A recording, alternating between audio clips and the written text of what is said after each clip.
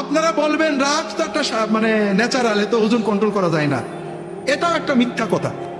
আপনি প্রচন্ড রেগেছেন, একজন রিক্সাওয়ালা আপনার পায়ের উপর চাকা তুলে দিয়েছে বা আপনার জামা ছিঁড়ে দিয়েছে, একজন গরিব মানুষ বাজে কথা বলেছে, একটা ফকির আপনার ধাক্কা দিয়েছে, আপনি যাচ্ছিলেন মসজিদ থেকে বেরিয়ে একটা ফকির জামা ধরে টান দিয়েছে, আপনি রেগে চোখ লাল করে তাকিয়েছেন, ঘুষি দেবেন বা রাগ করবেন।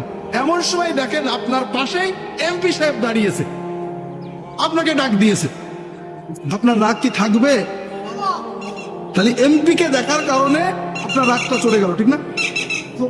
আপনি ঘরে বউয়ের সাথে অথবা আপনার বউ স্বামীর সাথে ঝগড়া করছে, রাগ একেবারে চোখ লাল হয়ে গেছে প্রচন্ড। এমন সময় দেখেন ঠক ঠক করে দরজায় কেউ কি করছে, ঠক ঠক করছে, নক করছে। আপনি রাগে চোখ ফুলিয়ে কে বিরক্ত করে এই অসময়ে দরজা খুললেন, দরজা খুলে দেখেন আপনার বস দাঁড়িয়ে আছে, রাগ তো থাকবে।